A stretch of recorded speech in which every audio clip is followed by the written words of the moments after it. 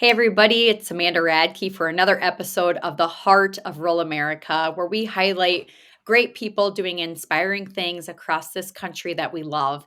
And today's guest is a special one, and you're soon going to find out why. But this has been on my list to discuss on the show for quite some time because when I go across this country speaking to agricultural groups, I never, ever do a speech without including this organization that we're going to be highlighting today, and that is the All-American Beef Battalion.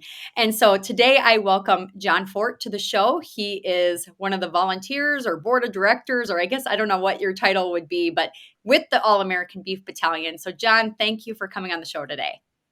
It's my pleasure. So we have a lot to talk about. Honestly, it's probably going to be emotional. This has been an organization that's very near and dear to my heart. Of course, started by a wonderful man.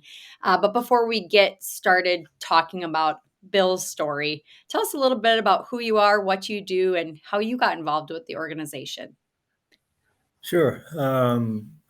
My name's John Fort. I live in Garden City, Kansas, and it was kind of a coincidence because I had a dear friend of mine, Bill Harmon, who I recently lost to ALS here about a year ago. But he and I had a passion for cooking, and we actually had purchased our first Southern Fried cooker. I had a rotisserie that a friend of mine, we developed some of those. So it's a rotisserie smoker that we did quite a few events. I was involved with Beef Empire Days Rodeo, past president of that association. And we were able to do a lot of things. It was mainly, we built our trailer from scratch and mounted a 700 Southern Pride, and we've been adding to that inventory. But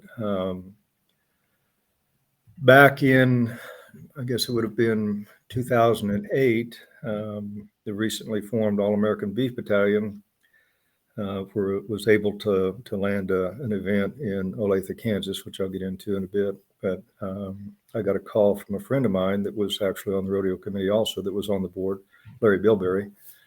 And he goes, "Hey, we've got this thing going on." And he explained who and what the All-American Beef Battalion was. And he said, "We've got some servicemen that are being deployed to Iraq.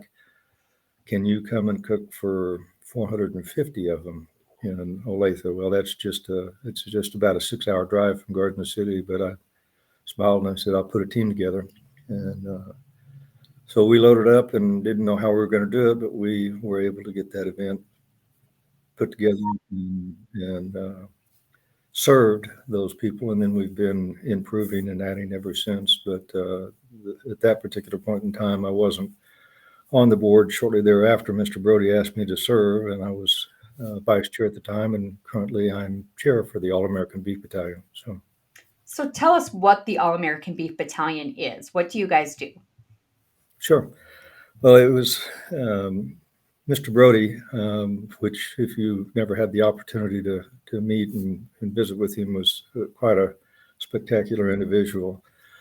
Bill's giving you a little bit of history and how the brainstorming came about. Mr. Broadie was a Marine in Vietnam, and that was 1967, I think. And he volunteered. He went over, and when he came home with 2 Purple Hearts. The second one, he lost a leg, and when he came home to the United States, he wasn't treated very well. As those of us that were in that age and era, I was actually drafted in 72 myself and got lucky, and President Nixon decided I didn't need to go. But we had a lot of young men and women that came back that were,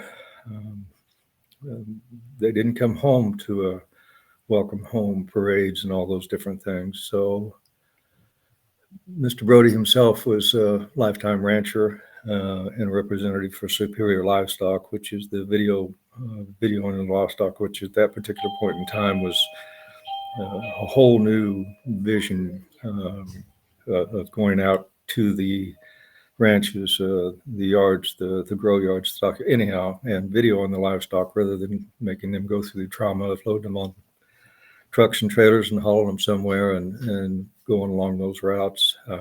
So it was quite a new visionary thing started by Jim Odell, who was the representative for Superior Livestock. But that said, going back to 2007, Mr. Broadie basically got fed up with some of the negative political rhetoric coming out of our medias that he was listening to. He's a road warrior. He was on the road all the time listening to the radio.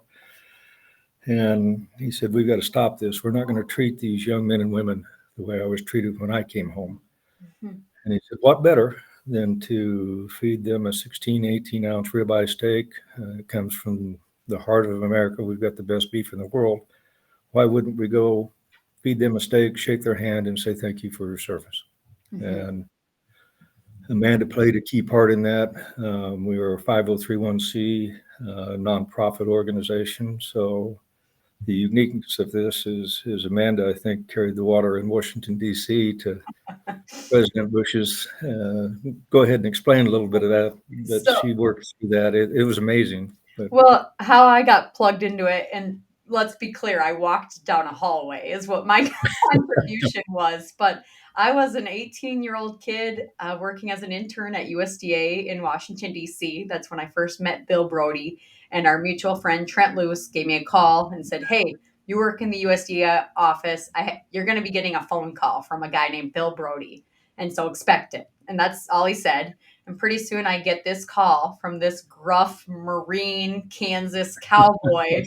It's like, and I was super intimidated at first, but he told me, we're gonna thank the troops with a steak. And what I need you to do is take my application for this nonprofit down the hall to your Secretary of Ag and deliver it to him. And, you say, yes, sir, to a Marine. You're like, okay, I got it. Like, so I just tootled down the hall and that's all I did. I went to the secretary and said, here's this application. And, I guess in those things, if you don't have someone on the inside, they can end up in a pile for months and months. So it maybe expedited the process, but that I believe the nonprofit was approved within a week, wasn't it? Like really fast.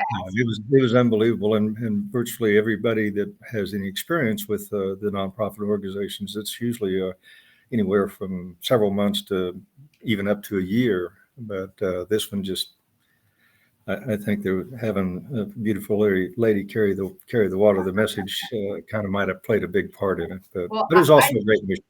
I think it's more God putting the right people together at work and using foot soldiers. And quite honestly, it was probably one of the greatest things that ever happened to me, because Bill didn't just become this gruff Marine cowboy, random guy on the road. He became a bonus grandpa to me, and he'd spend a lot of time on the road with one leg driving across America, and he would call and just check in, and he'd always say, hey kid, how you doing? And I mean, it never failed.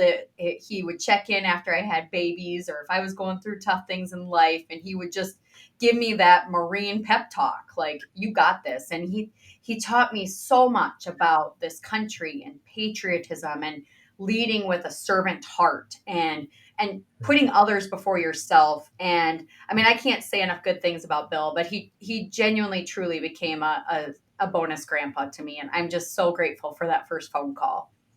Yeah. And myself also, it didn't come from that, but going forward with the mission of the story. So my partner and I, Bill Harmon, got a call and were asked to come and cook for 450. They were National Guards that were being deployed out of Olathe, Kansas. That was April 26th of 2008. And ironically, Bill, the founder, wasn't able to make that event. The very first one, he wasn't. But he also had something that was very special, and his children had for his anniversary, for his wife and himself, had purchased a trip to Hawaii, which would be pretty tough to turn down, even though. Yeah, but cowboy on the beach, I don't know. How did you handle it? Yeah, I really can't vision Bill in shorts, but it could have been, But I'm guessing cowboy hat and blue jeans, but he still had a good time. But he loved this family so much he would go to Hawaii. Yes. Yeah, he did. But we were able to. He called and he said, "Can you do it?" I said, "Yeah, I don't know how. Never fed 450 at one time."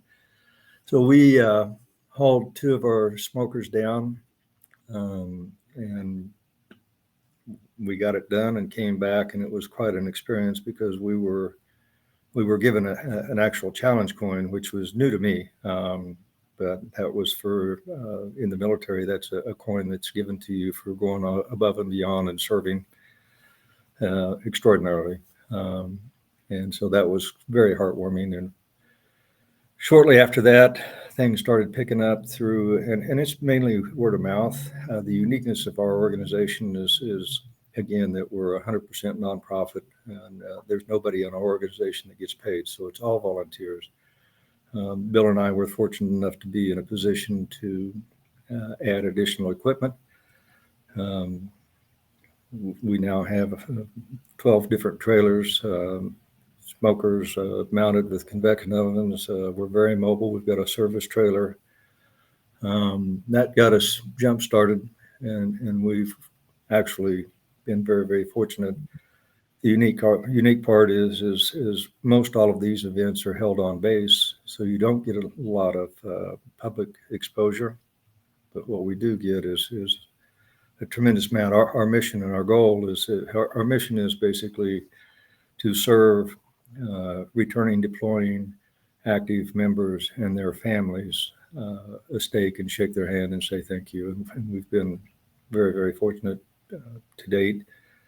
We've been in 28 states and currently have fed a little over 433,000. We've been in Gulfport, Mississippi. We've had 3,000 there. We've been in Pendleton, San Diego, and we've had 4,500 Marines there.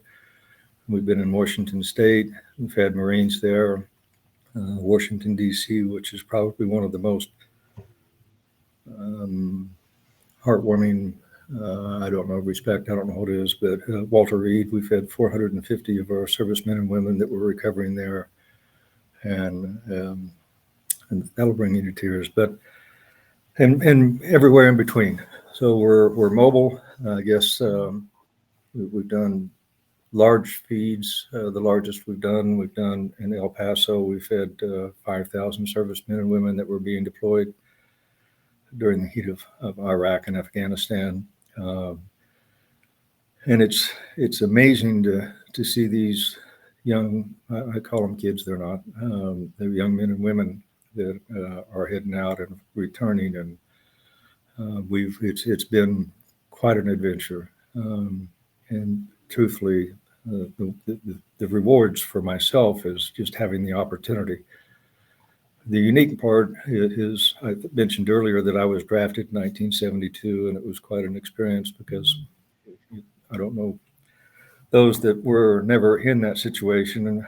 They took me to Amarillo, Texas, and it's kind of a humiliating experience with, drop your drawers and all that good stuff. But they do the physical aspect. I'm sorry, Amanda, but it is what it is. And they said, you're good to go. And so then I had recruits from the Marine, every branch, and said, buddy, plan, do this, join, you can go and do whatever you want. And I said, well, just let me know. I've already enrolled in college. Yeah. Long story short, I didn't have to go.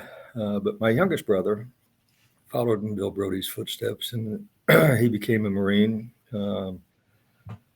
from his youth. And it was one of those, I'd lost my father at a pretty young age. So my older brother, myself, and my next younger brother kind of stepped in with my mom to help him and got him into college. And long story short, he ended up joining the Marines. He said, if you need to be in the service, I'm going to be the best. I want to be a Marine. And honestly, one of the most heartwarming, exciting moments I've ever seen is when I went to his Marine Corps graduation. I've never seen anything like that.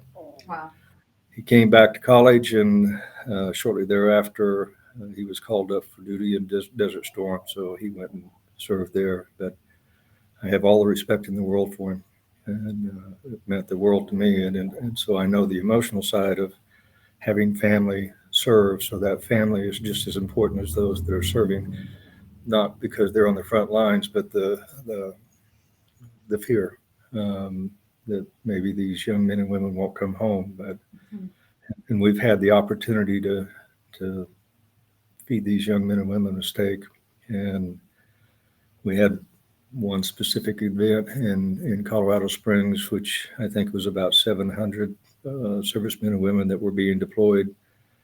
And we pulled in, and part of what we have to go through is a pretty rigorous background check. And then you have what we call the servicemen and women food police, but they check everything else to make sure. And there's a vast majority of our members have taken the culinary courses that are required to go feed and make sure everybody's safe. We did that at Camp Pendleton with the Marines, which was kind of fun. That Mhm. was a full day, but anyhow, they teach you to make sure that you feed everybody safe. And what we do is on the site, everything's hot. We do a 16, 18-ounce ribeye. We do cheesy potatoes. We do corn, um, yeast buns, and then we do cookies and drinks. So it's a full meal, and we're set up, and so we can go. We're very mobile. Um, Mr. Broadie had quite the vision. I have to applaud him and Jim Odell for both stepping up and coming up with a vision, and we've been able to carry that forward. And it's been quite an honor. The event in Colorado Springs that I started to tell you about, we pulled in on a Friday, and they wanted us. We had one of those guys that was kind of a pain, but we pulled our equipment in on the Friday evening, and then we stayed the night, and then get up at 5:36 in the morning, get to base, and go through their clearances and get on. And as we put up with their checks, where'd the cans of corn come from, where'd the beef go, all that kind of Yeah. stuff. We had to verify and prove that it was, and I understand it. I mean, the young men and women's health is critical. But as it went forward, it started snowing, and literally we were coming in and going back out from our equipment cooking, and you go out, my cowboy hat on, and come back in. I had about 2 inches of snow on it every time I was in and out, so I had to make sure that anyhow, when it was all said and done, they had 17 inches of snow. And I think in that particular instance, the first time they'd ever closed the base in Colorado Springs' history, Wow. Fort Carson. Um, and so my concern is are we going to have any of these folks here? And so when I went into the gym, it was packed. It was amazing. Wow. Those young men and women wanted to be there for their spouses that were being deployed. And it's quite heartwarming, wrenching combination to see those loved ones that are being deployed with their young children. But um, and the commander at the particular time, we had a lot of conversations, and he actually communicated with me after he got to Afghanistan. And on the heart side of things, about 6 weeks in, I got an email from him that said they'd been hit. They'd lost 4 of these members. So from the heartwarming standpoint, we were able to provide a good meal and say thank you for your service. They came home, but not the way you want them to. Anyhow, that was the emotional thing. But a lot of them, we've had some great stories, and we've had some opportunities to travel. We set up, we cook, we get to meet, we actually get to shake the hands of these young men and women and say thank you. And the hard part about that is these guys want to say thank you to us. Nobody's ever done anything like this for us. Right. And that's not And what you're there for. that's and so no, this is we're here to say thank you. And they're going, no, you don't understand. This is nobody does this for us. Uh, I was in Pier for a yeah, state yeah, meeting. I think it was what, 2012, maybe yeah, 2011. But yeah, to see these families with these servicemen and women sitting down for a meal, a full yeah. steak dinner. Some of them haven't even had a steak before, I wildly. know. Yeah. So they're getting like the best of the best beef that they get to enjoy with their family, and they get served by a cowboy, by a rancher, by Yeah. a guy that's saying, "I just want to tell you thank you." I always tell people in my speeches, people don't care about what we say we do in agriculture. They don't want to hear the science and the research to No, debate the activist groups. But we win the battle when we show people our hearts. And to me, that's there's no better heart than what the All American Beef Battalion does. It combines everything that's great and pure and wonderful about this country into these events. And I guess for me, you know, we lost Bill Broadie during the Yeah. pandemic, and being at his funeral, and it was a full steak feed. You had the Yeah. cookers going. It was a Yes. full military salute to this wonderful Marine, and very hard to experience. It was very emotional because this is a giant of a man. I don't know how better to describe them than Bill Broadie was and is always going to be in my mind a giant, a hero. Yeah.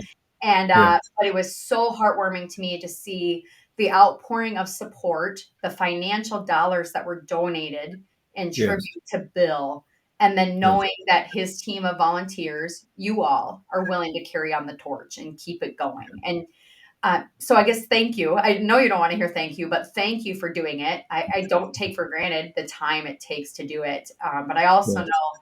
these men and women need a thank you once in a while too. And so your ability to give it to them in the best way I think is possible with a ribeye steak dinner. Yeah. It's very commendable. And it's why I'm just so passionate. I know you guys can't like do a lot of press because you're on these bases, but it's why I Yeah. can't stop talking about you guys because it's just so incredible. There's nothing like it out there that exists.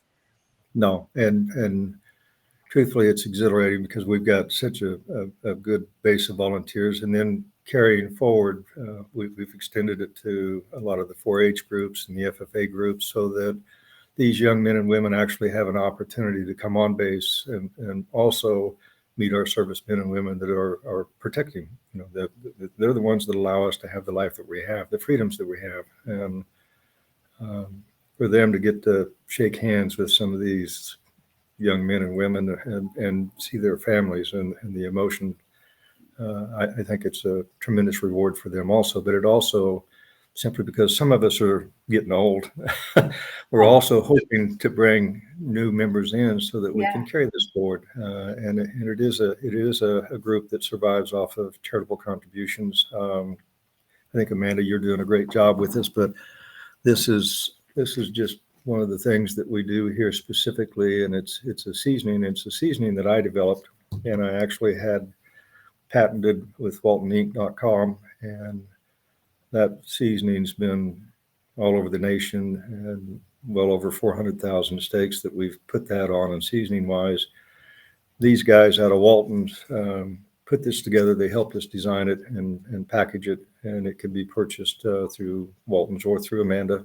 She's actually selling for us also in several of the other outlets. But it's pretty good seasoning, and for every It's one of really these good that's seasoning. helped, It's yeah. really good. Well, I was trying to be, but anyhow, yeah, it's natural. It has some natural enzymes that actually break down the steak, and it's phenomenal because when we first started, my lambs, I had, I don't know, 2 or 3 thousand metal forks and knives, and we don't use those anymore. It's all done with plastic. And everybody says, you can't eat a ribeye with a plastic fork and plastic knife. And that you can. Yeah, yeah. If It's, yeah, you're being very modest. John is an incredible cook, an incredible griller. You understand beef very well and know how to yeah, prepare it. So it's a great beef eating experience every time. And yeah, the seasoning is just the cherry on top. And I'll link it in the show notes too, so everyone can grab some. The sales support the All-American Beef Battalion. I guess while we're talking about that, how can people support the Beef Battalion? What are the different ways?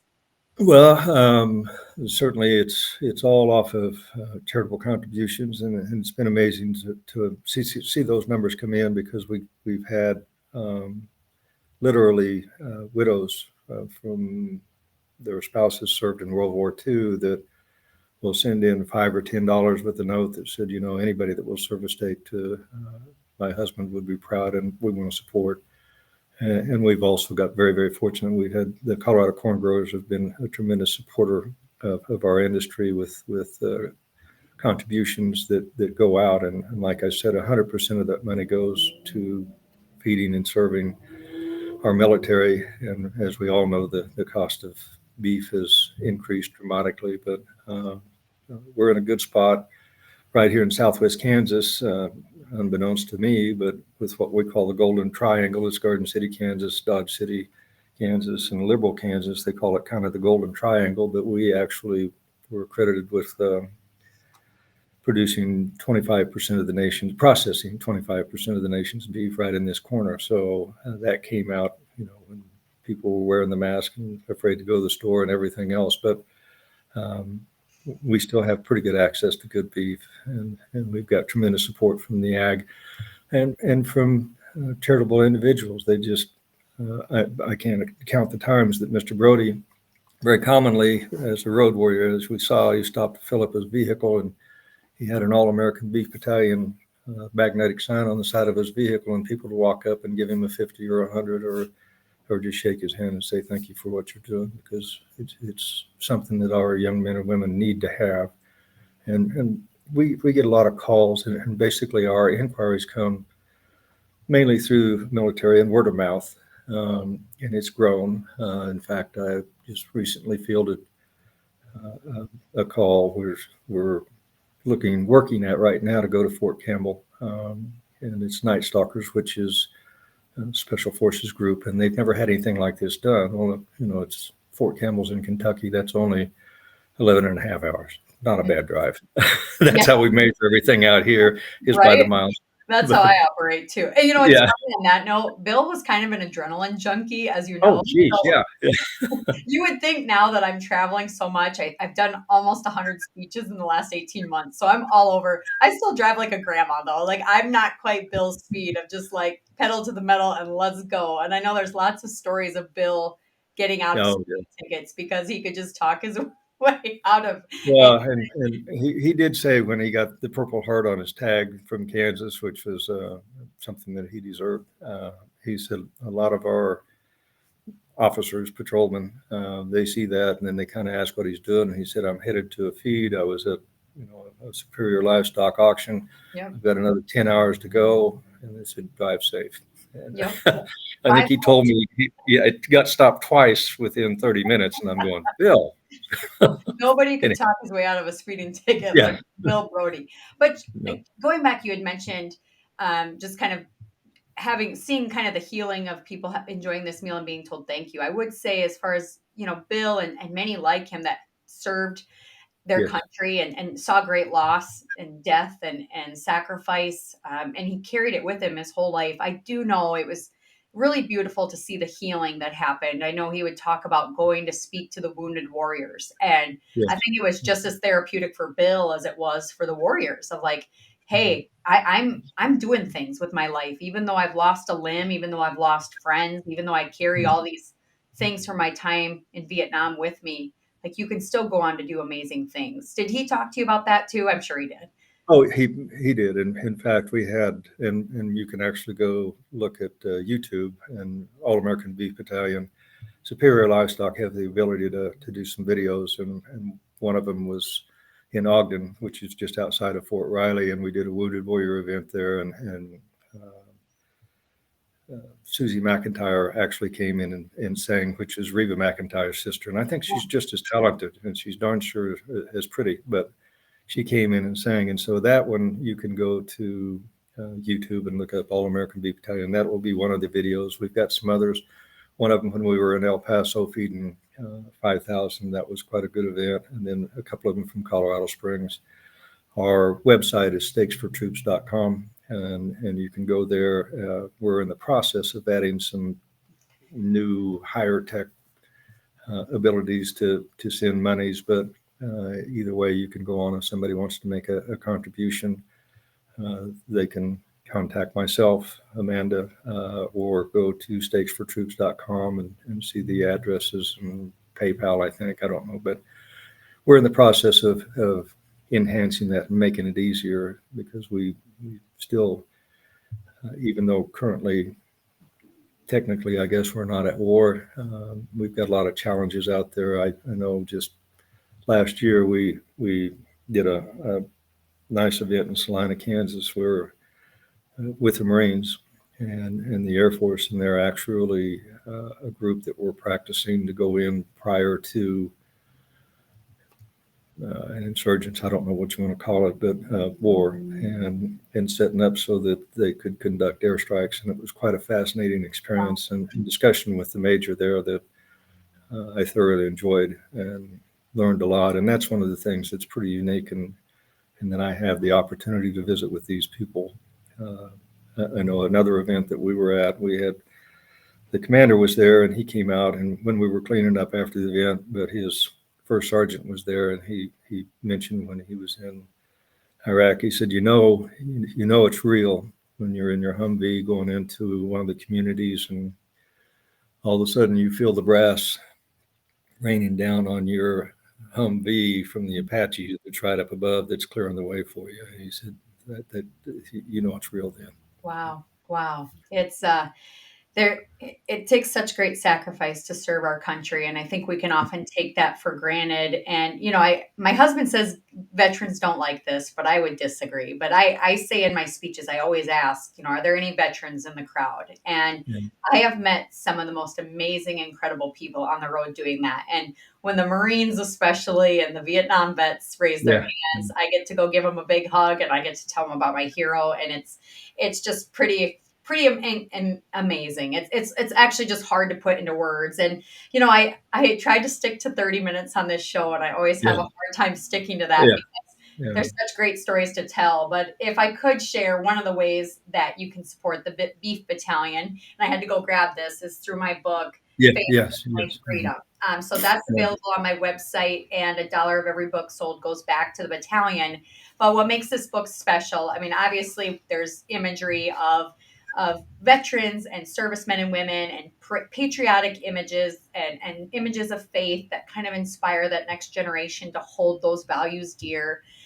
But I started working on this book with Michelle Weber when Bill was still alive. And I had told him, Bill, I'm writing this book and I'm going to dedicate it to you. And Yeah. sadly, he never got to see the book, but Bill is in the front cover. It's dedicated Yeah. to him, this picture of him and I in Pier.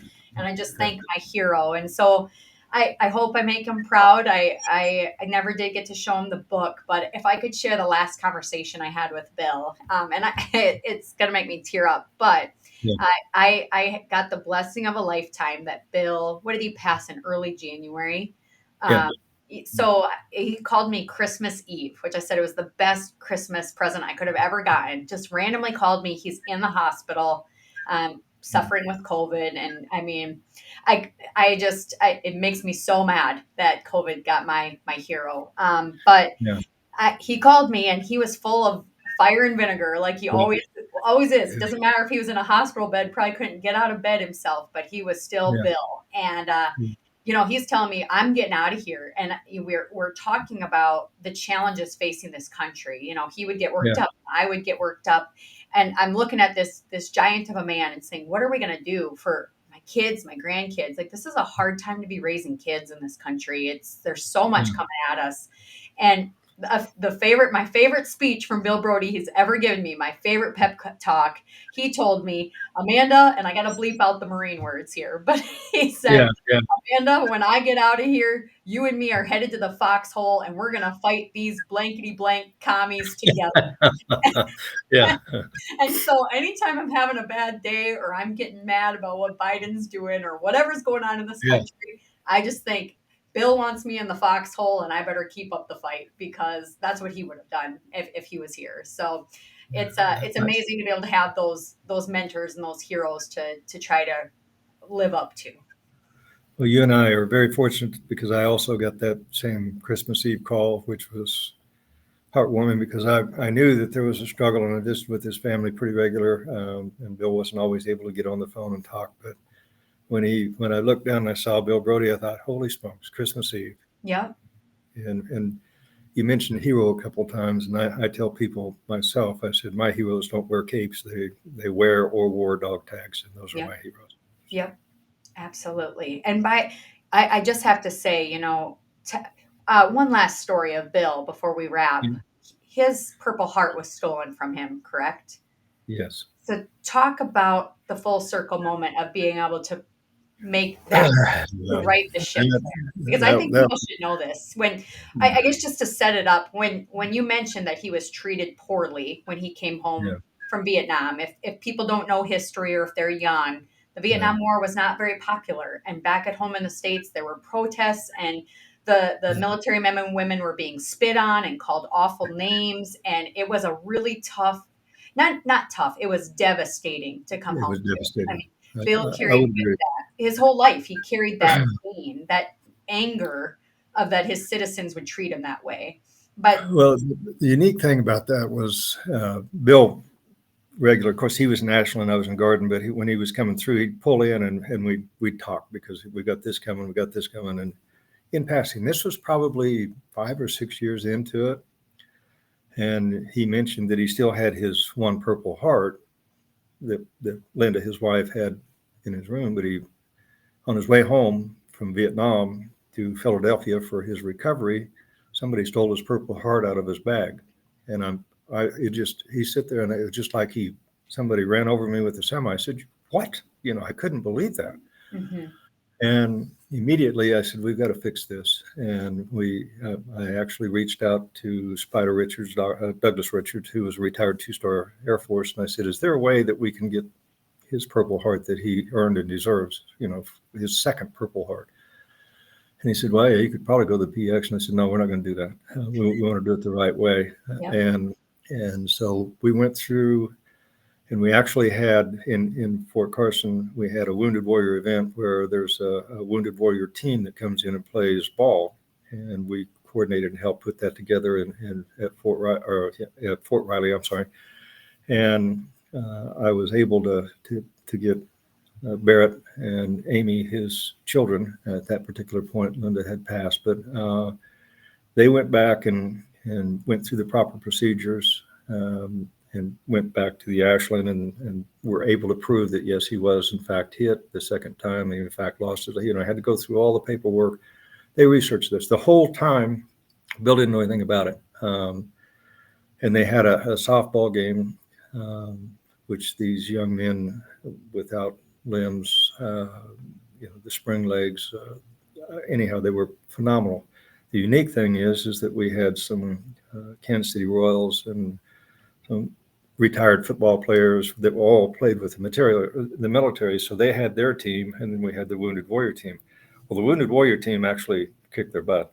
But at the end of it, it's kind of been a unique, again, that them wanting to say thank you to us, but a lot of times they'll call members of the Beef Battalion, particularly Bill, because he was chairman at the time, up, and they would give us a plaque or a coin or whatever it is and say thank you. And so he called Mr. Broadie out to the pitcher's mound, and I have a picture of it in my office with him and his paw, which is about that much bigger than mine, of the Purple Heart. Yeah. And another one with tears running down his eyes because he got his Purple Heart. And that was, I actually had people who said, Fort, don't you ever do that again, because I can't have it. I can't even handle listening to it. It makes me tear up.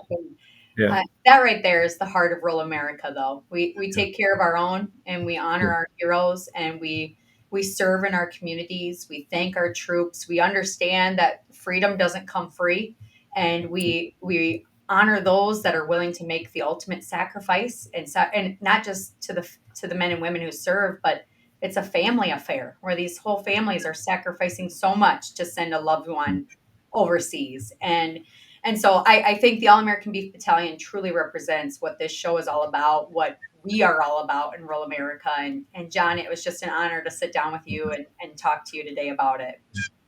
Well, I appreciate the opportunity, and I really thank you for carrying the message forward, because it, at least in my opinion, it's something that's very valuable in our young men and women, and certainly even the majors, the generals, for them to have an opportunity.